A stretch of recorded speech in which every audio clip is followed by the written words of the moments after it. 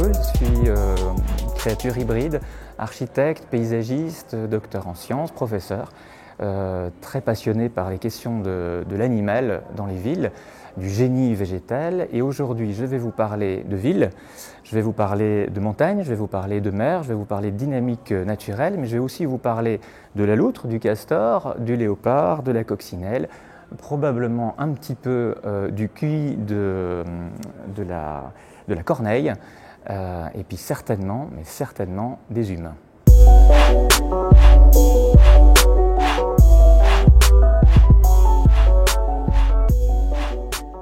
La Fédération française du paysage accueille aujourd'hui Nicolas Gilsoul dans le cycle de conférences Expériences de paysage. Nicolas a un parcours atypique puisqu'il est architecte, paysagiste, naturaliste et aujourd'hui on peut dire aussi zoologiste avec cet ouvrage Bêtes de ville qu'il va nous présenter aujourd'hui. Il vient donc de l'école d'architecture de Saint-Luc. Il est allé à l'école du paysage de Versailles, il a fait la Villa Médicis. Notre profession le connaît très bien puisqu'il a participé à une grande exposition en 2011 qui s'appelle La Ville fertile à la Cité de l'Architecture à Paris avec Michel Audouy et Michel Pénat. Nicolas crée, il écrit, il fait de la recherche, il enseigne. Et il a aussi réalisé un ouvrage avec Eric Orsena sur les métropoles. Nicolas nous présente aujourd'hui son ouvrage Bêtes de ville, qui est une réelle petite merveille de récit des relations entre l'homme et la faune en ville, et une vraie reconnaissance du sauvage et de la nature en ville.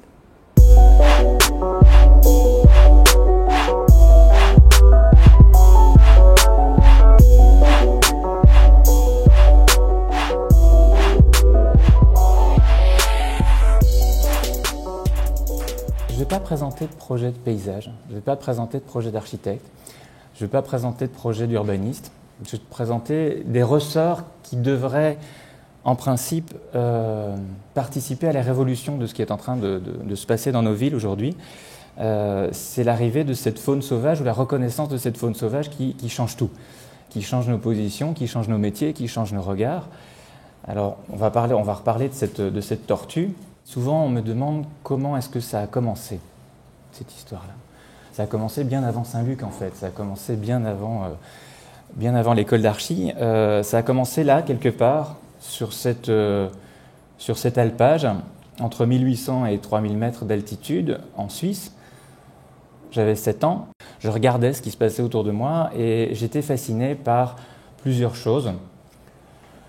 Le ballet incessant de séduction entre le bourdon et l'orchidée, l'extrême ingéniosité de la vipère, de son squelette, de sa peau mimétique, de la manière dont elle se mouvait et dont elle bougeait les herbes quand elle passait. Et je pense que c'est là, à 7 ans, que je suis devenu architecte parce que ça me fascinait le design parfait de ces éléments de la nature, le génie de ces éléments de la nature. En grandissant, j'ai appris que finalement, le bourdon et l'orchidée, ils avaient des relations qui étaient plus complexes que ça.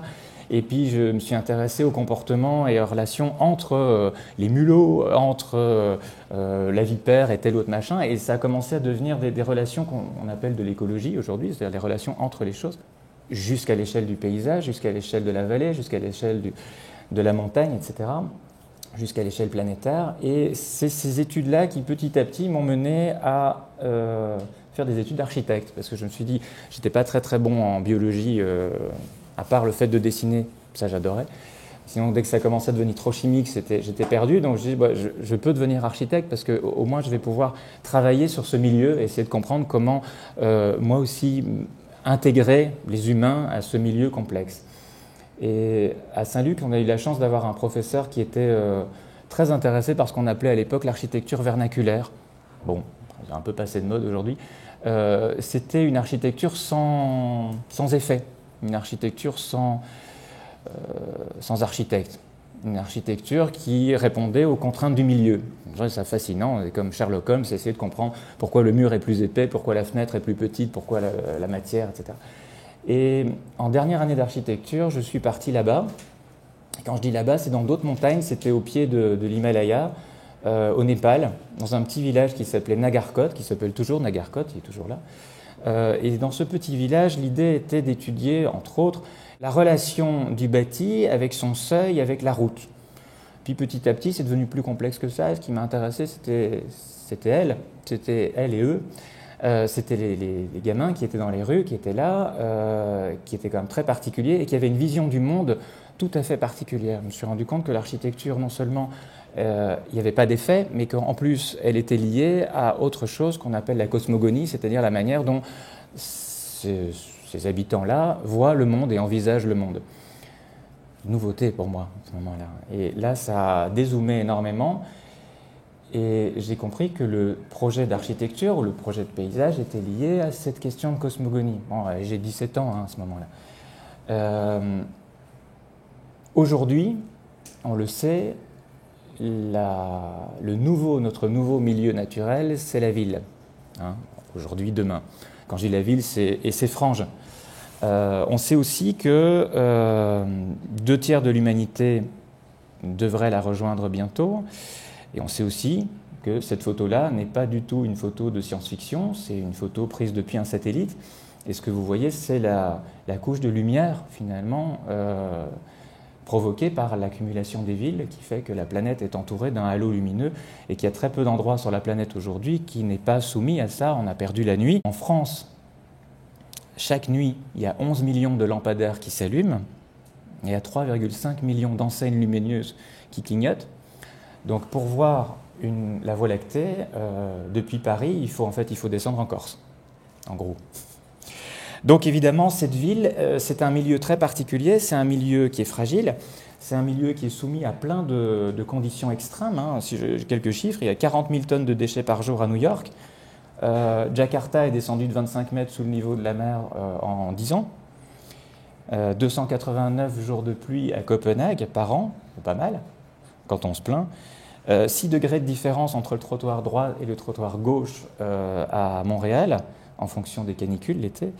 Et il y a la même densité de population à Hong Kong que dans le 11e arrondissement à Paris. Donc tout ça, c'est des conditions extrêmes. Et comme ce sont des conditions extrêmes, forcément, les villes, elles répondent à ça. Elles répondent de plus en plus. C'est la question de la résilience et la manière dont ces villes essayent de réagir. Là, c'est Chicago, il y a quelques hivers de ça. Donc vous avez des plaques de glace, hein, c'est des icebergs. Ils font de Groenland, mais ils apparaissent à Chicago. Et donc ces villes essayent de réagir avec des paysages de plus en plus, des paysages résilients, des systèmes dunaires, forestiers, etc. Ou au cœur des villes, avec plein de stratégies. Donc c'était l'objet du livre Désir de ville, c'était d'essayer de comprendre comment les villes littorales déployaient des dunes, comment les villes terriers s'inventaient sous la terre, comment les villes canopées déployaient ces forêts urbaines, etc. Et évidemment, le petit paradoxe, enfin le truc chouette, l'effet secondaire, le deuxième effet qui se coule, c'est qu'en faisant ça, elles vont attirer un bestiaire complètement fabuleux, parce qu'en multipliant les mosaïques d'écosystèmes, il y a une série de bestioles qui vont rentrer dans les villes, à moins que ce soit les villes qui débordent sur le territoire des bestioles, ce qui est à mon avis plus le cas. Et donc on a par exemple le coyote à Chicago, 15 000 coyotes dans Chicago, c'est pas mal, hein, on ne parle pas de 3 bestioles, c'est 15 000 coyotes, qui va s'adapter. Il va adapter son comportement, il va adapter son alimentation, il va adapter la taille de son territoire, 5 fois plus petit. On a les lynx à Helsinki, parce que la ville s'est creusée en dessous, parce que c'était de la roche et qu'on a pu l'exploser. Donc on n'a pas le problème des terres du Grand Paris. Les kangourous à Canberra, alors vous avez vu récemment qu'en fonction du degré de capitale sympathie des animaux, il y en a qui sont recueillis avec beaucoup d'empathie à l'arrière des SUV et puis qui ont la chance de pouvoir se baigner dans les baignoires. C'est les koalas, c'est mignon, et les dromadaires, on les shot depuis l'hélicoptère. Donc les kangourous, là-bas à Canberra, c'est un vrai souci. Il faut imaginer une île, hein, bon, même si c'est une très grande île, mais il faut imaginer une île. Et sur l'île, vous avez 25 millions d'humains et vous avez 52 millions de kangourous. Battle Royale. Bon. On a le renard, à Londres, à Paris, à Bruxelles. On a la girafe à Nairobi. Chacun a ses spécialités. Hein. Alors, je vais faire juste une micro-parenthèse sur la question de coévolution, parce que si je vous parle de ville et je vous parle d'animaux, je pense que c'est important. Vous savez peut-être que les premières girafes, bon, de toute façon, elles ont toujours le même nombre de vertèbres cervicales que leurs lointains ancêtres. Mais cette girafe, elle mangeait des arbres, des acacias, et puis l'acacia n'était pas trop content de se faire manger, donc il a inventé des trucs. Et la première chose qu'il a inventé, c'est de monter. Alors quand il est monté, la girafe, elle a tiré son cou, elle a grimpé aussi. Elle a suivi le mouvement. Bon, par l'évolution, tout ça, c'est pas conscient. C'est plus facile de vous le raconter de manière consciente, mais c'est pas conscient. Alors, elle a grimpé son cou. Après ça, l'acacia, ça marchait toujours pas. Donc, il a fait des longues épines, des trucs, des dards immenses. Alors, la girafe, elle a gonflé ses lèvres avec du collagène comme les stars d'Hollywood, et elle a tiré sa langue et elle est devenue préhensile. C'est-à-dire qu'elle pouvait prendre la branche qu'elle voulait pour venir manger la feuille qu'elle voulait en tournant l'épine du mauvais côté. Acacia, toujours pas content, donc l'acacia évolue et l'acacia met au point des petits composés volatiles, la chimie, un petit peu comme les phéromones pour les insectes, pour avertir les autres acacias qu'elle est en train de se faire manger. Et donc elle produit du tanin, les feuilles deviennent amères. La girafe n'aime pas ça, elle passe au deuxième acacia, mais le deuxième acacia a été mis au courant par le coup de fil de la première par les petits composés volatiles, et donc il survit aussi. Génial. C'est ce qu'on appelle la coévolution. Dernier stade, la girafe, quand même, pas con, a fini par trouver la parade, c'est qu'elle marche en mangeant les acacias dans le sens contraire du vent. Donc les acacias peuvent lancer leur message, ça passe pas. Bon, ça s'appelle la coévolution, et en fait, si je vous parle de ça, c'est parce que la ville est un fabuleux accélérateur d'évolution. On connaît peut-être plus cette bestiole-là, c'est la phalène du bouleau. Donc c'est un papillon de nuit qui se pose sur les troncs des bouleaux. Vous savez que les troncs des bouleaux, ils sont blancs. On est en Angleterre, 19e siècle, industrie au charbon, nuages de pollution. La suie se pose sur les troncs blancs et les troncs deviennent noirs. Les phalènes du bouleau qui sont blanches se font manger par les oiseaux et seules résistent celles qui ont des taches noires de plus en plus importantes parce qu'elles sont planquées.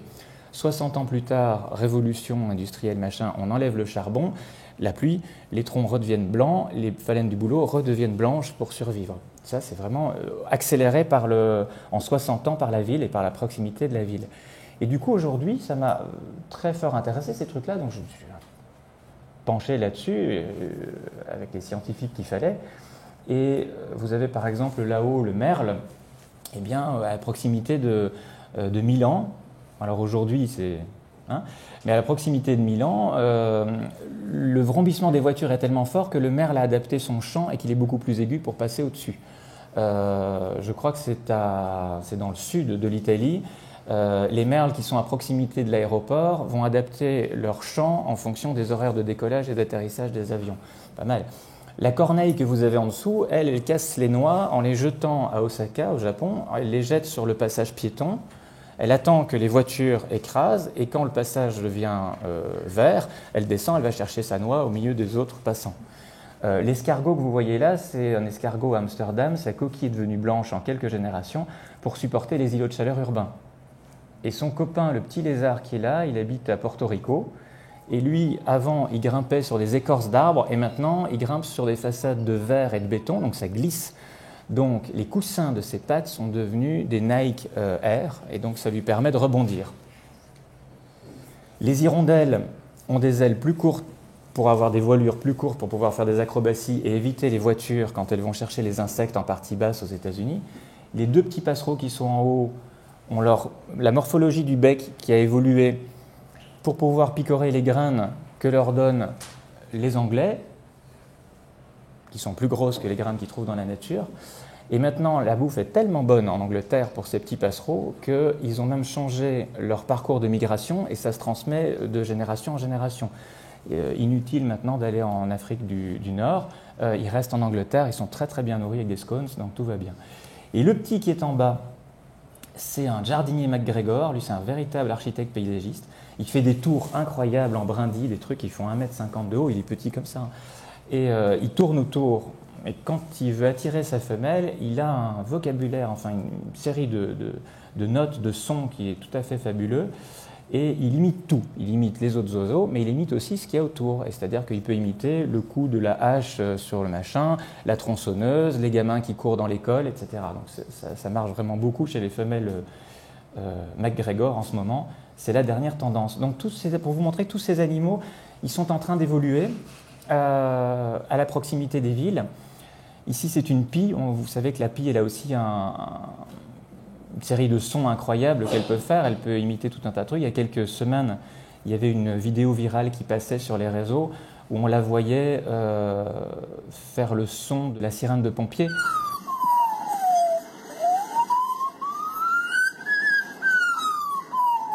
C'était en Australie quand il y avait les incendies. Bon, ça c'est un peu inquiétant. Alors qu'au même moment, à Rome, il y a ces choses-là, ce sont des nuées d'étourneaux. Vous savez, ils sont en migration, puis vous avez déjà vu, ils font des boules, ça s'appelle les murmures des étourneaux. Plusieurs millions d'étourneaux sur Rome à certains moments. Évidemment, les Romains voient ça d'un œil, bon, un peu étonné. Parce que tout ça, ça transforme les Vespa et les voitures en immenses latrines pour étourneaux. Donc c'est pas terrible. Et donc ils ont essayé plein de trucs. Et aujourd'hui, la technique qu'ils ont trouvée, lui, il imite la sirène des pompiers en Australie. Et à Rome, ils ont une sirène qui imite la pie, qui est le prédateur de l'étourneau. Bon, bref. Tout ça pour vous montrer que Pampan et Ronron, les lièvres vengeurs de la plaine, ont été aperçus sur l'autoroute A1. Il est conseillé aux automobilistes d'adapter leur vitesse. On a énormément d'a priori sur toute cette faune qui rentre dans nos villes et sur la manière dont elle va nous mettre en danger. Regardez ce qui se passe avec le coronavirus. Hein, on pointe les chauves-souris. La chauve-souris a un animal hôte qui est le pangolin. On croit que c'est ça quand même. Le pangolin est mangé sur le marché noir. Il a fallu attendre le coronavirus pour que la Chine interdise le fait de manger des animaux sauvages. Et on voit passer dans les réseaux, les machins, et parfois chez des hommes politiques, l'idée de liquider toutes les chauves-souris pour être protégées. C'est ridicule parce que ça va complètement... Bon, voilà. Alors, lui, il ne nous transmet pas le coronavirus, mais il envahit nos plages à Antibes, ou un peu nos golfs aussi. À Berlin, ils sont 35 000. En Italie, ils sont 2 millions. Et il y a 10 000 accidents de la route causés par nos amis les sangliers. Il y a une petite histoire que j'ai beaucoup aimée il y a quelques semaines à Florence, dans les alentours de Florence. Je ne sais pas si vous êtes vraiment branché poudre blanche, mais en tout cas, les revendeurs de cocaïne ne peuvent pas garder leur stock chez eux. Donc, ils les cachent dans les forêts ou dans les parcs publics, c'est un truc connu. Et ils ont caché ça dans les forêts périurbaines de Toscane, de Florence. Et donc, il y a quelques semaines, on a retrouvé des sangliers qui étaient dans un trip incroyable. Ils avaient la truffe toute blanche. Ils avaient tapé leur nez dans 20 kilos de cocaïne. Donc, les flics étaient ravis. Donc, voilà, ça peut devenir des alliés. C'était ça aussi que je voulais vous dire. Des alliés ou parfois des persona non grata. Donc, ici, on est à Sao Paulo. Hein, c'est au sommet du dernier bâtiment de Jean Nouvel. Il faut savoir que Sao Paulo a été construite sur un nid de scorpions par les pères jésuites parce que c'était à proximité des mines d'or et que les Indiens leur avaient dit « Be my guest ». Ils se sont installés là. Le problème du scorpion, c'est que même une bombe atomique n'arrive pas à le vaincre. Donc évidemment, avec le changement climatique, avec la gestion de Bolsonaro sur le pays aujourd'hui, avec l'Amazonie qui brûle, etc., les scorpions sortent. Et aujourd'hui, on est passé de 14 000 piqûres à 140 000 en 10 ans. Et c'est un des 3 mortels, c'est pas de chance. Donc voilà, c'est une véritable machine de guerre, il va falloir faire avec. Donc on cherche des solutions. Une des solutions qui m'amuse le plus des architectes, c'est d'avoir trouvé que les soubassements des bâtiments devaient être avec de la faïence ou du carrelage, parce que comme ça, les pattes des scorpions dérapaient, ils n'arrivaient pas à grimper. Bon, il y a sûrement d'autres solutions, dont la question du climat, dont la question de la gestion des poubelles, etc. Mais évidemment, ça demande plus d'investissement politique. Ça, c'est Manhattan. Après le passage de Sandy, la merveilleuse Sandy, ouragan, donc on va en avoir d'autres, hein, ils sont au courant, depuis Katrina sur la Nouvelle-Orléans, ils sont un peu inquiets quand même, les Américains, donc ils travaillent régulièrement sur ce sujet-là, et ils essayent d'armer, ou en tout cas de protéger Manhattan avec une série de projets résilients, de parcs, d'avancer, de reculer, etc. On en a déjà vu tout un tas. Il y en a un qui m'amuse beaucoup, et qui me paraît être une solution vraiment intelligente. Quand on vous dit qui serait capable de sauver New York des ouragans en brisant les vagues, et qu'on s'attend tous à avoir une grosse agence de paysage ou d'urbanisme ou d'archi, et qu'on se rend compte que c'est l'huître, c'est vrai que ça fait un choc. Alors voilà un architecte qui, dans sa coquille, va stocker, va archiver plastiquement toutes les fluctuations de l'environnement. Voilà un architecte qui va filtrer jusqu'à 400 litres d'eau par jour et qui, en fonction de son travail en cohésion avec ses copains et ses copines les huîtres, va réussir à créer un récif naturel capable de briser les vagues. C'est pas mal. Alors cette photo-là, elle est assez extraordinaire aussi, hein, vous l'avez peut-être vu passer, elle a été prise par un photographe de la BBC avec un drone, petite scène de ménage pour une miette. C'est pas Disney, hein, c'est pas Pixar, c'est la réalité, c'est deux souris qui se foutent vraiment sur la tronche pour avoir une miette de pain. Alors, à l'heure du trait foncier, ce qu'on appelle le trait foncier, maintenant, c'est l'enthousiasme pour le groundscape. Dominique Perrault et autres architectes qui ont théorisé là-dessus et qui travaillent aujourd'hui. On a vu ici à l'Arsenal, il n'y a pas longtemps, les résultats du Réinventer Paris 2 souterrain, le retour. On a vu que c'est une question qui commence à se développer sur la planète de plus en plus, la question de la ville souterraine. Et dans cette question de la ville souterraine, moi, deux questions m'interrogent, voilà, me chipotent, me chafouinent. Bien sûr, on est capable techniquement de mettre au point ces trucs-là. Bien sûr, on est capable de retirer l'air, de le remplacer. Bien sûr, on peut faire des environnements qui sont de plus en plus architecturalement parlant ou spatialement parlant incroyables. On a l'impression d'être dans des environnements de science-fiction. Alors on s'est dit, oui, petit problème, vivre sous la terre, pas terrible, inquiétant. Ok, donc maintenant au Japon, ils travaillent avec des conteurs et des scientifiques pour raconter aux gamins tout petits que ça va être génial et que c'est là qu'il faut habiter demain. Parce que plus stable canicule, parce que plus stable séisme, etc. Bon, mais deux questions. Un, avec qui est-ce qu'on va partager nos villes terriers? Et deux, qui peut-être il faudrait inviter comme ingénieur pour éviter d'avoir 45 millions de tonnes de terre quand on fait un réseau ferré autour de Paris, dont 20% sont des terres sulfatées dont on ne sait pas quoi faire et finalement on en fait des tumuli qu'on pose sur les forêts qui sont déjà préexistantes au nom des grands signes architecturaux. Donc, moi j'en propose deux. Dans la première équipe en place, on en avait déjà, c'est des blaireaux, mais ceux-là sont vraiment intéressants. Et le deuxième, c'est le wombat. Alors, le blaireau, celui-là en tout cas, il faut savoir qu'ils font des villes, les blaireaux. Ils font des villes qui parfois ont 50 entrées différentes, donc c'est des labyrinthes extrêmement complexes. Les blaireaux vont gérer les terres qui ressortent, vont faire des entrées adoucies, etc. Ils vont faire un système de parc, un système de sentiers sur lequel ils vont replanter, ils vont participer à la replantation de la forêt. Ils ne font pas leur crotte juste devant leur terrier non plus, c'est bien aussi. Et donc il y a toute une série de règles, à mon avis, qu'on pourrait apprendre du blaireau. Le problème du blaireau, c'est qu'en France, il est l'ami des chasseurs, en tout cas la cible, parce qu'il peut transporter la rage. Alors les Anglais et les Belges, eux, ils ont trouvé la parade, ils les vaccinent. Et ça marche très bien, et le blaireau participe à la construction de la forêt. Bon, les Français continuent à les tirer à vue, parce que c'est des blaireaux.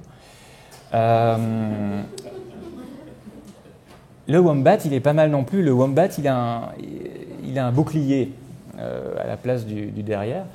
Il a un bouclier et quand il a peur de quelque chose, il file à toute allure, il va se mettre dans son terrier et il ferme son terrier avec son cul, en fait.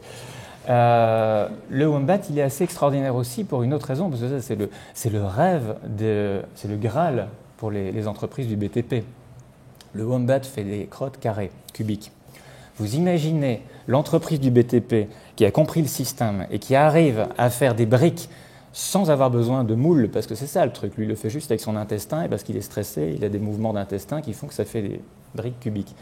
Génial, mais il va falloir aller très très vite parce que le wombat est en train de disparaître d'Australie, pas uniquement à cause des méga-feux, mais parce qu'en Australie, on a amené énormément d'herbivores, On a changé, on a rasé les forêts, on a amené des herbivores, on a changé l'économie agricole, etc.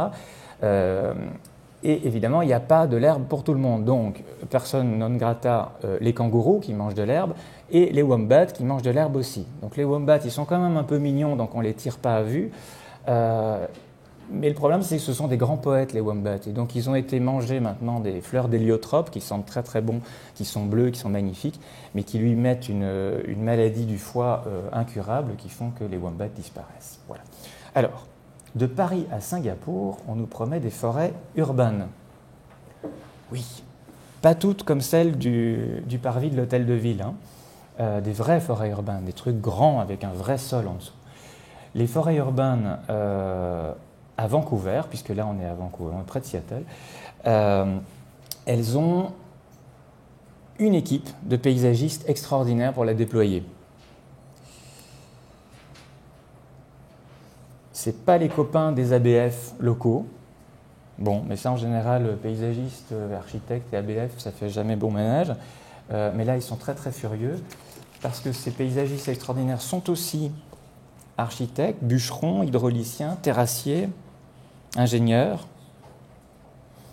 Le castor. Alors à Vancouver, le castor, il n'a plus énormément d'arbres pour faire, de jeunes saules pour faire ses branchages.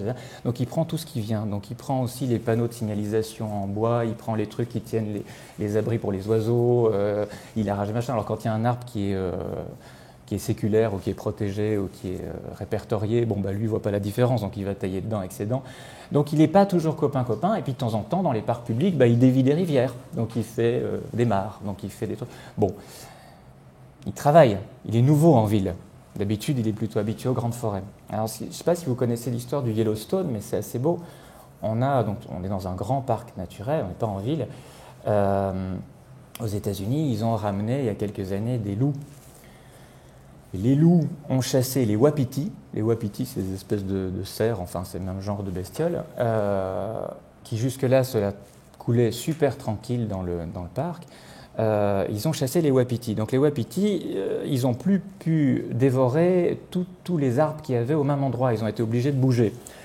Les wapitis n'étaient pas idiots. Ils ont compris aussi que dans les vallées étroites, c'était comme, on est quand même aux États-Unis, c'était comme les Indiens qui les attendaient en haut. Les loups les coinçaient, donc les bloquaient. Donc les wapitis ont évité d'aller dans les vallées étroites. Dans les vallées étroites, les Talwek, du coup, il y a une végétation spontanée qui est repartie, des saules, des peupliers. Génial. Les ingénieurs, là, les castors sont arrivés, ils ont commencé à les tailler, ils ont fait des déviations, ils ont fait des mares, ils ont fait des clairières, la lumière est arrivée, les herbes ont poussé, les insectes sont venus, les oiseaux sont venus, jusqu'à l'ours. Donc, l'intervention du loup et du castor a fait que le territoire des forêts du Yellowstone s'est agrandi en quelques années et s'est développé énormément. Génial. Donc, c'est des ingénieurs extraordinaires. Alors, une autre forêt urbaine. Il fait un peu plus moche là. Non, c'est le nuage de pollution, je vous rassure. Il fait chaud, c'est Bombay. Alors à Bombay, on a une forêt urbaine qui fait 3 fois la taille de Paris. Quand je vous disais que c'était autre chose que le parvis de la gare Montparnasse. Donc on a une forêt urbaine qui fait 3 fois la taille de Paris, qui était là avant Bombay. Bombay s'est agrandi et puis s'est entouré la forêt urbaine qui aujourd'hui est menacée de toutes parts.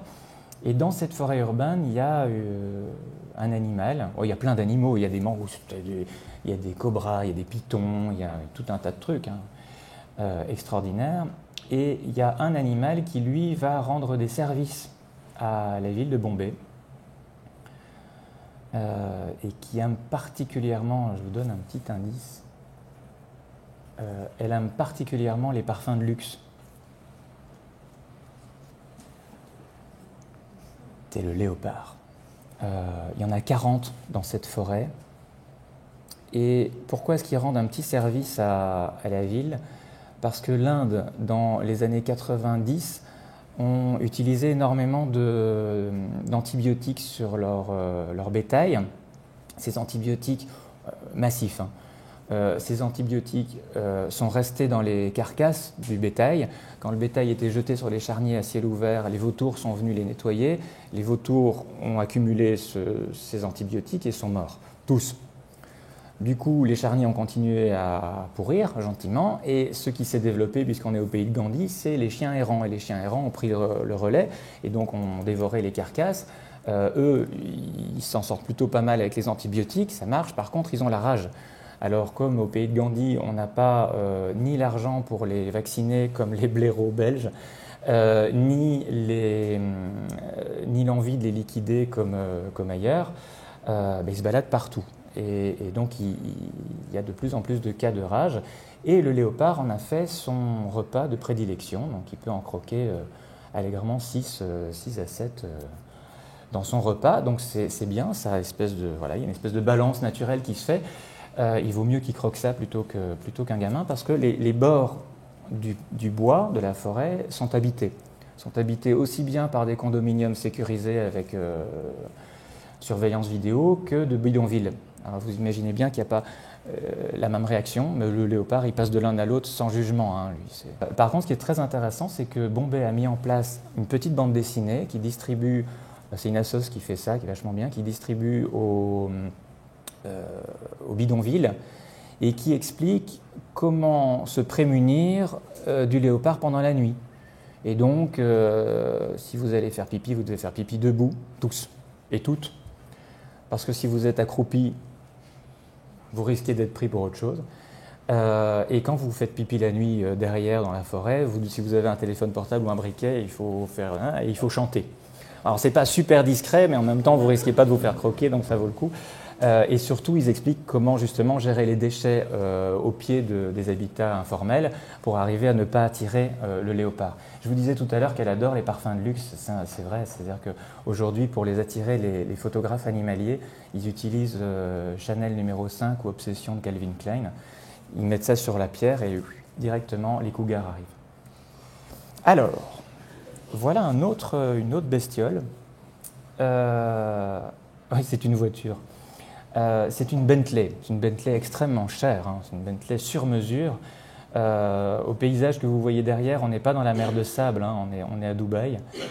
Et cette Bentley a été dessinée sur mesure pour un nouvel allié des villes qui a failli signer il y a quelques années un gros contrat avec la ville de Paris. C'est le Faucon. C'est une machine de guerre, ce truc-là. C'est un pilote de chasse. 400 km/h d'accélération en période de flèche, enfin en pointe, quand il fonce vers une proie. Il est capable d'encaisser 25 G. Alors je ne sais pas si là-dedans vous avez des fans de Top Gun, mais enfin 25 G. En gros, nous, les humains, on a besoin d'une combinaison spéciale quand on passe à 5 G. Donc 25 G, c'est costaud. Ils ont même des larmes spéciales qui leur permettent, à l'allure où ils vont, de ne pas avoir les yeux qui sèchent quand ils foncent.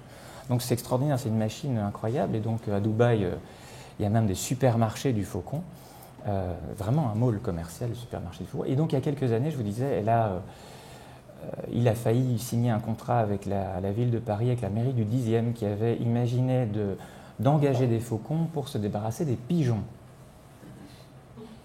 Et puis, je ne savais pas moi ça, mais il y a une association des pigeons. Alors ce n'est pas des pigeons, c'est les amoureux du pigeon.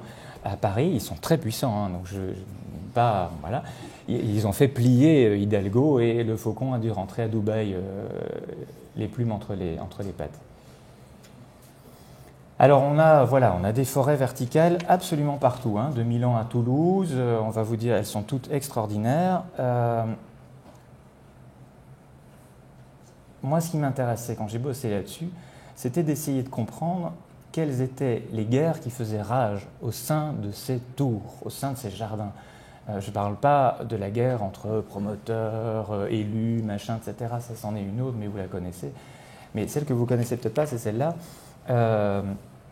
Cette tour-là, elle est à Toulouse, enfin elle sera en principe peut-être un jour à Toulouse, sur le canal du Midi. Et le canal du Midi, avant d'être le canal du Midi et avant d'être un ouvrage hydraulique incroyable de l'UNESCO, c'est, à mes yeux, une autoroute à chauve-souris. Et cette autoroute à chauve-souris, si vous mettez un jardin vertical sur le système, c'est une halte, c'est un motel de plus.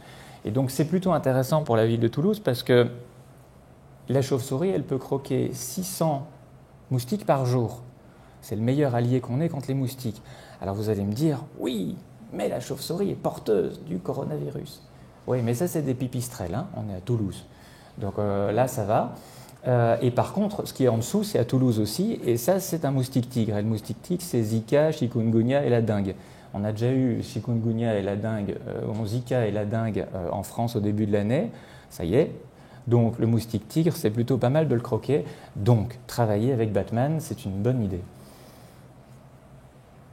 Alors vous avez déjà tous peut-être arpenté ou en tout cas vu les images de la High Line à New York, hein, paysage extraordinaire, grandes agences de paysages, d'architectes, de paysagistes hollandais, Piet Oudolf. Ce paysage-là, cette palette végétale extraordinaire, en fait, il y a des jardiniers qui bossent là-dessus depuis des millénaires, on va dire.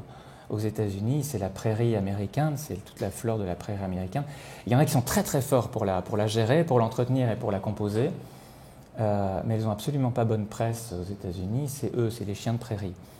Les chiens de prairie, quand ils sont là, il y a 136 espèces végétales et animales qui sont présentes. Elles gèrent un territoire immense, on appelle ça des villes, la plus grande colonie avec 400 millions de bestioles comme ça. Vous imaginez, nous, quand on voit une taupe dans le jardin, là, ça fait aussi des tumuli, évidemment, absolument partout. Donc aux États-Unis, il y a des endroits où on les a chassés tellement, comme en Arizona, où il n'y en a plus une seule. En Texas, 98% ont disparu. Hein, il y en avait 5 milliards, il y en a 20 millions. Bon. Et maintenant, on commence à se rendre compte que c'est peut-être des bestioles intéressantes parce que l'herbe est plus verte quand elles sont là, parce que ça. Sauf qu'elles ne font pas la différence entre la prairie américaine et la prairie des lotissements américains. Donc elles continuent. Et donc il faut trouver une façon de gérer, de cohabiter. Donc la solution américaine pour le moment, c'est l'expropriation. C'est assez gentil. Imaginez 4 gros SUV qui arrivent le matin à l'aube, des matrones qui font ça, qui mettent des gros tuyaux du camion-citerne dans un trou, qui balancent la sauce, c'est du bain mousse. Alors vous avez les machins là qui dérapent dedans, ils essayent de sortir comme elles peuvent, et quand elles sortent, la matrone, elle le chope par le cou, hop, et elle l'entraîne dans une petite caisse, ils les mettent sur les plateaux des SUV, ils partent à la queue leu-leu, et à la fin de la journée, il faut que ça dure toute la journée, il faut qu'ils arrivent le soir. Ils arrivent le soir dans un endroit où on peut les remettre, on peut les reloger. C'est comme chez les humains, hein, l'expropriation elle est aussi brutale. On va les reloger. On va les reloger dans un super complexe de terriers qui ont été creusés par l'homme, par les femmes là en l'occurrence. Et donc on reprend la bestiole par la peau du cou, et avant de l'enfourner dans la nouvelle galerie, on l'asperge d'antipuce, parce que quand même il faut qu'elle soit propre. On l'asperge d'antipuce, on la met dedans, et puis la bestiole elle n'ose pas sortir, parce que comme on a fait ça à la fin de la journée, il y a les coyotes autour qui hurlent. Et donc la bestiole reste comme ça pendant la nuit. Alors ça c'est génial, parce que vous entendez l'association, qui plein de bonnes intentions, qui vous explique que comme ça elles s'habituent à leur petit chez soi. Ils n'ont pas envie tout de suite de se faire la malle. Bon, voilà, donc il y a des façons de cohabiter qui sont peut-être moins violentes, mais bon. Alors ça, et oui, donc Bosco Vertical, pour jardiner ces trucs-là, on fait appel à des équipes qui en général ont un capital sympathie énorme. En fait, ce sont des tueurs. Pas que eux. Hein. Ce sont des tueurs, c'est elles. C'est les coccinelles. Alors pour le moment, elles sont en total burn-out avec les projets qui se passent aux 4 coins de la planète. C'est comme les mycorhizes. Les mycorhizes aussi, elles sont en total burn-out parce qu'on savait l'histoire de communication entre les plantes. Donc on badigeonne chaque plante qu'on plante dans ces trucs-là de mycorhizes en se disant qu'elles vont pousser plus vite. Et donc les coccinelles, souvent dans les plaquettes de ces projets, vous voyez qu'elles vont jardiner, puisque c'est l'ami des jardiniers, la coccinelle. Sauf que ce sont véritablement des tueurs, ces trucs-là. Et il faut imaginer que dans les années 90, on a fait venir des coccinelles d'Asie, vous êtes au courant, les fameuses coccinelles asiatiques qui mangeaient 100 fois plus de coccinelles que les nôtres et qui ont fini, parce qu'elles avaient fini leur butin, par bouffer les nôtres aussi et bouffer toutes les autres bêtes qui mangeaient les pucerons et les trucs. Donc c'est assez embêtant et aujourd'hui elles viennent se coller dans les rouleaux de volets roulants des tours et donc on doit envoyer de temps en temps les barbus là, accrochés à des câbles pour déloger les coccinelles asiatiques avec un produit super toxique. Bon, c'est pas le pied. Je vous montre ces coccinelles là parce que on a tendance aussi à avoir comme idée que tout ce qui vient de la nature est positif, est gentil, est agréable, est calme, et c'est une belle histoire. Les architectes, les paysagistes, les urbanistes, la nature c'est joli. Les élus, ça vend bien. Alors laissez-moi vous raconter une micro-histoire, c'est bon, j'ai toujours. Une micro-histoire sur la coccinelle dans le Chiapas au Mexique. C'est la région où on va chercher le café pour... what else? Ok. Qu'est-ce qui se passe? Sur les plants de café, il y a des cochenilles vertes qui s'installent. Ces cochenilles, elles font la fête et elles dégazent un truc qui s'appelle le fumigène, la fumagine, dans l'autre sens, la fumagine, qui est une espèce de colle noire un peu dégueulasse qui met en péril le plant de café.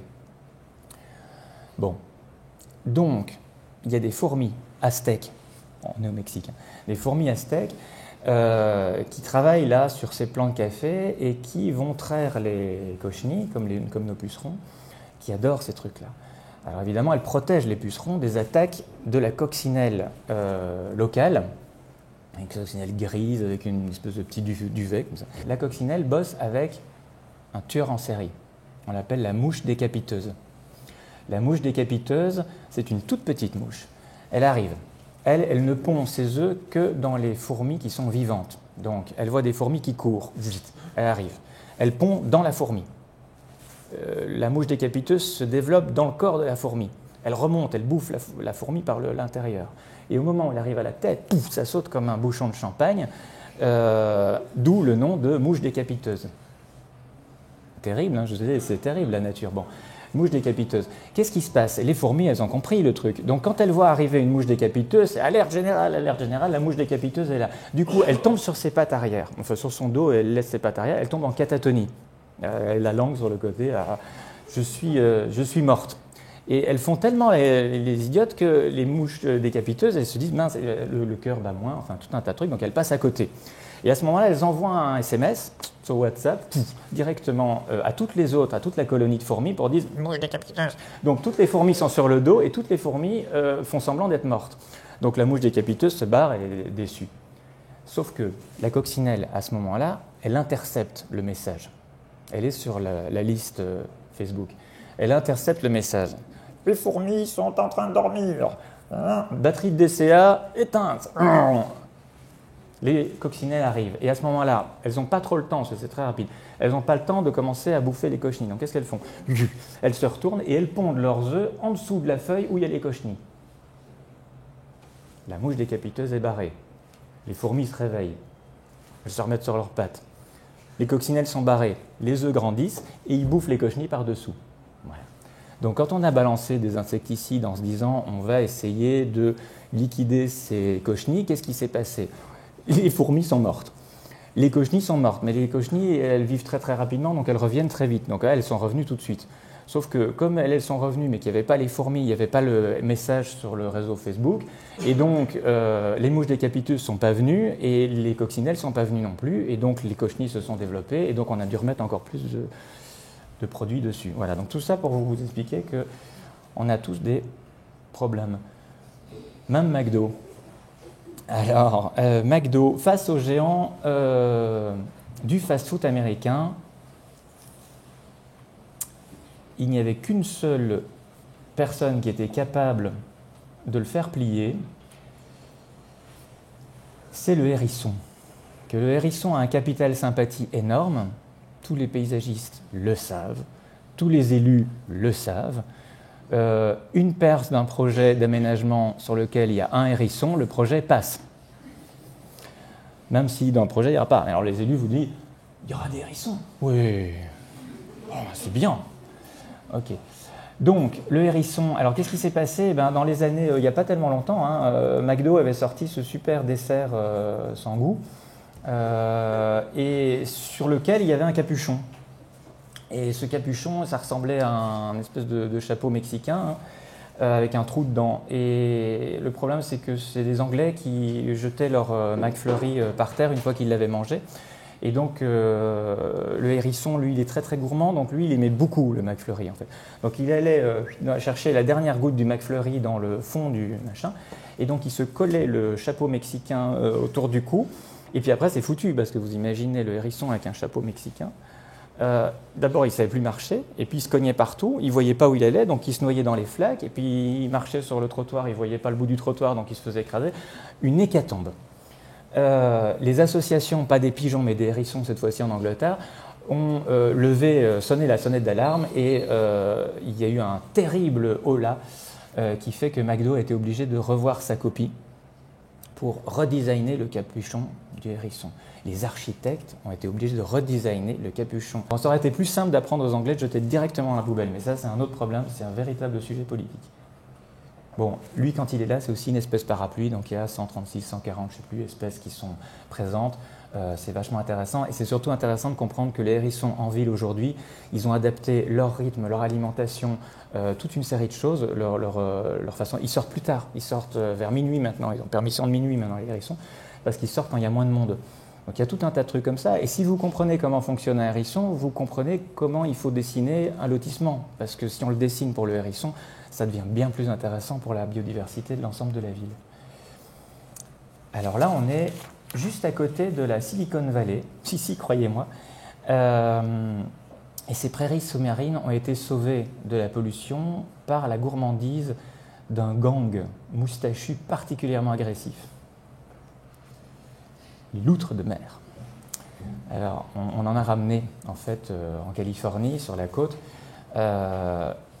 Alors bon, toutes les entreprises continuent à jeter leurs effluents dans la rivière, ça arrive dans la prairie sous-marine, zoostère, ce truc-là, il y a plein d'espèces qui habitent là-dedans. Et donc évidemment, développement, comme chez nous en Bretagne, de l'algue verte.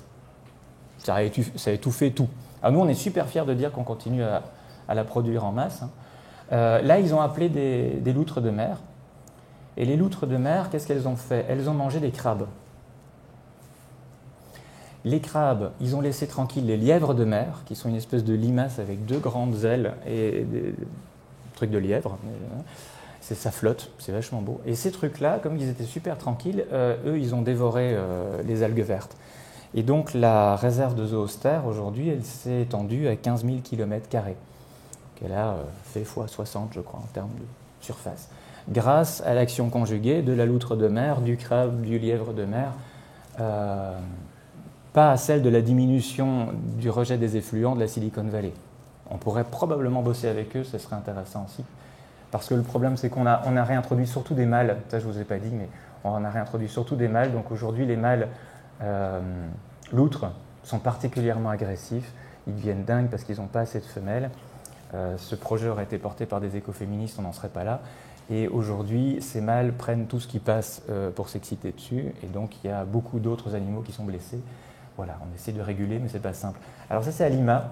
À Lima, il y a des décharges sauvages, et ces décharges sauvages, elles sont cartographiées par une équipe incroyable de pilotes chevronnés, qui sont les urubus noirs, là en haut à droite, qui sont des vautours, et qui sont armés d'une GoPro et d'un système de GPS, et donc elles cartographient en temps réel le positionnement et le développement des décharges sauvages pour permettre de réagir localement.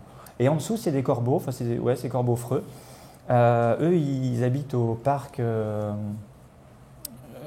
au Puy du Fou. En Puy du Fou, il y a plein de trucs, un mec qui est déguisé, etc. Puis il y a des coffres. Et ces corbeaux, eux, ils sont engagés au parc parce qu'on leur a appris à ramasser les mégots de cigarettes. Alors, génial! Bon, en fait, c'est tout con, vous donnez une croquette, vous donnez un mégot, vous dites où déposer là, machin. Il est très malin, en fait, le corbeau freux, il a le QI d'un enfant de 4 ans. Vous imaginez? C'est un petit peu dommage de lui faire uniquement ça.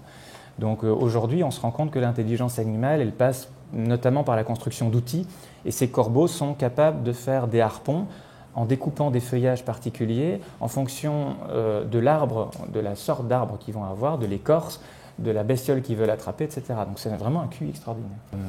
Bon voilà, vous l'avez peut-être vu, le film de Clint Eastwood, Sully. Donc cet avion s'est écrasé presque, a décollé de New York et a survolé Manhattan et est allé se planter dans dans l'Hudson River. Qu'est-ce qui s'est passé? Qu'est-ce qui s'est passé? Qu'est-ce qui s'est passé? Ils ont rencontré des bernaches. Alors, les bernaches, c'est des grosses oies, hein, ça fait 3 à 7 kilos, ça fait 1,75 m d'envergure. Quand ça décolle, le choc frontal, c'est 10 tonnes. C'est costaud, c'est vraiment une grosse oie, quoi. Il y en a 4 millions aux États-Unis, il y en a 5 000 dans la ville de Denver. Évidemment, le problème, c'est qu'elles peuvent faire jusqu'à 1000 km par jour, donc ça se déplace. Elles mangent 12 heures par jour, elles font 1 kg de crotte par jour, et on compte 50 collisions par an avec des bernaches sur des avions de ligne américains. Donc c'est un vrai problème. Et le vrai problème, si je vous en parle, ce n'est pas pour vous faire l'apologie de la doudoune en duvet ou le goose qu'on mange, qui est très bon aussi. C'est parce que c'est une question de hauteur d'herbe, c'est une question d'aménagement. C'est une question d'aménagement notamment sur les alentours de nos aéroports. C'est un véritable travail de paysagiste, c'est un véritable travail de jardinier. C'est la connaissance de la mise en place d'un paysage qui sera capable, en fonction de la hauteur de l'herbe et des espèces qui sont dedans, d'attirer ou de repousser certaines espèces d'oiseaux. Donc, il y a plein de pays qui ont travaillé là-dessus. Dans le bouquin, là, si ça vous amuse, dans le bouquin, il y a, j'appelle ça la guerre de l'herbe. Et en fait, je crois qu'il y a 5 ou 6 pays particulièrement véhéments là-dessus, qui ont décidé que la hauteur d'herbe nickel pour empêcher ça, c'était 12 cm, d'autres c'est 17, d'autres c'est 23, d'autres c'est 32, d'autres c'est 64. Parce qu'en fait, ils ont d'autres oiseaux associés. Et donc, quand on en attire certains, on en repousse d'autres, etc. Donc tout ça, c'est une question d'aménagement du territoire, et notamment pas uniquement sur les prairies des paysages de l'aéroport, mais aussi sur ce qui se passe autour, c'est-à-dire les décharges notamment. Les femmes abeilles, fascinant. Ok. Alors, imaginez, c'est une guerre en 3 temps. Premier temps, Mao. 1958, le grand bond. Je ne sais pas si vous avez entendu parler de ça, mais Mao avait décidé que les moineaux mangeaient le grain du peuple, donc il fallait niquer tous les moineaux. Donc ils ont buté tous les moineaux. Comme les moineaux n'étaient plus là, les insectes s'en sont donnés à cœur joie. Et donc, pullulation d'insectes. Donc, phase 2, pulvérisation intense de pesticides. Pas terrible. Ok, donc les insectes ont en grande partie disparu, les abeilles, les machins. Troisième guerre, et beaucoup plus pernicieuse et dont on ne parle moins, c'est que dans cette région-là, les parcelles sont très étroites. C'est une véritable question d'aménagement et de paysage. Les parcelles sont très étroites. Pour qu'elles soient hyper rentables, les propriétaires de ces parcelles ne vont planter que des pommiers monospécifiques qui sont à la mode sur les marchés. Donc pas de pollinisation croisée, donc une seule espèce, c'est hyper chiant pour vous, pour moi, pour les abeilles, pour tous les pollinisateurs, hyper chiant, un seul truc. Imaginez, vous allez dans un supermarché, il n'y a qu'un seul produit. Bon. Et pour rendre ça encore plus rentable, on va enlever toute la strate basse, on va enlever les arbustifs, on va enlever tout le reste, et on va planter un max de pommiers. Donc évidemment, les abeilles, elles n'y vont pas trop, parce que c'est pas terrible. Et du coup, pour s'assurer que la pollinisation soit maximale, on demande à des femmes de monter là-haut, ou à des gars très légers de monter là-haut, pour être sûr d'avoir la meilleure pollinisation possible de chaque fleur, pour faire un rendement maximum. Et la réalité, c'est quoi? C'est qu'en fait, ils utilisent 2 fois plus de pesticides qu'avant, parce que dans les quotas généraux, on balance un gros coup. Là, ils ont droit à un quota par parcelle, donc ils aspergent chaque fleur de pesticides, et puis ils le tamponnent comme ça. Pas d'insectes pour venir embêter, et on est sûr que la pollinisation se fasse. Donc vous voyez, c'est ça aussi les idées préconçues et les machins. C'est pour comprendre le système, pour essayer de voir comment... Alors, je termine avec une histoire forestière. On est là, en Nouvelle-Calédonie, et dans cette Nouvelle-Calédonie, on a des forêts magnifiques, hein, c'est extraordinaire, des forêts là-dedans, des fougères arborescentes incroyables. Et il y a une bestiole qui habite là-dedans, et cette bestiole, depuis qu'un paysagiste est venu faire un projet, elle n'aboie plus. Cette bestiole, c'est le cagou. Le cagou. Le cagou a la coiffure d'un président américain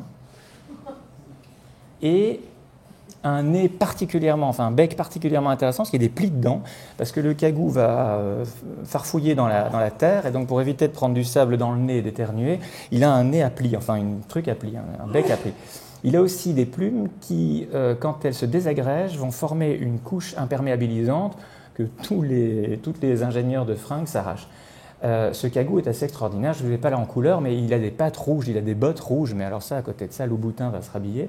Donc c'est assez extraordinaire, mais il a deux problèmes, il y a deux particularités. Un, il ne vole pas, il ne vole plus, parce qu'il a été habitué en Nouvelle-Calédonie pendant longtemps de ne pas avoir de prédateurs, donc il s'est habitué à ne pas voler. Donc il court, vous imaginez la mèche quand il court. Enfin, vous la voyez souvent au journal Paris. Et donc il court, et le problème c'est que quand il y a un obstacle, même s'il fait 10 cm de haut, il s'arrête net. Et il repart dans l'autre sens, en courant. Bon. Alors c'est un grand amoureux, mais il est très fidèle. Il a une Madame Cagou, qu'on n'appelle pas la cagole. Il a une Madame Cagou dans sa vie, et avec cette Madame Cagou, ils font un œuf par an. Et ils doivent le garder, je ne sais plus, c'est 15 semaines, je crois. 15 semaines. De temps en temps, il y a du babysitting, il y a d'autres Cagous qui viennent pour que les parents puissent aller au cinoche. Un œuf par an. Et cet œuf, 15 semaines. Donc vous imaginez, l'oiseau déjà, il nidifie au sol, il court, il aboie, enfin il n'y a personne qui fait attention, donc c'est une espèce en danger. Donc ils ont quasiment disparu, et il y en a encore quelques-uns dans cette forêt-là. Et qu'est-ce qui s'est passé? C'est Gilles Clément qui me racontait ça, il a été là-bas, je trouve ça extraordinaire comme histoire. Donc il allait visiter un projet d'un collègue paysagiste qui avait développé un chemin en bois dans cette forêt pour aller observer le cagou. Et donc ce chemin, je vais vous le faire à la version archi et paysage, puisqu'on est tous habitués à le faire là. C'est un chemin de bois qui va se déployer en faisant attention aux arbres existants en place. Donc on va toucher à aucun arbre existant, on va se glisser entre les troncs qui existent, et on va se décoller du sol de 10 cm pour ne pas toucher à la forêt originelle. Ok. Et c'est un bois local. Super. Projet vendu. Il n'y a pas de hérisson, mais le discours était top. Le projet se fait. Et puis après, association PMR. Oui, mais si jamais, papy, machin, on tombe du chemin, oui, avec la poussette, on risque de dégringoler 10 cm, on va se casser le cou, etc. Donc il faut quelque chose. Bon, alors ok, bon, on va faire une lisse en bois, et cette lisse en bois, on va imaginer la complexité du truc, et elle doit tourner et retourner dans tous les sens, donc on les cintre en atelier, machin. Elle fait juste 10 cm, et elle est sur le bord du chemin, comme ça on ne tombe pas. 10 cm plus 10 cm, ça fait 20 cm, cagou. Bon, on y reviendra. Qu'est-ce qui se passe? C'est que le cagou, il arrive, il court, il est devant un mur de 20 cm, hop, il se retourne, il part dans l'autre sens. Madame Cagou est d'un côté du chemin, Monsieur Cagou est de l'autre. Roméo et Juliette.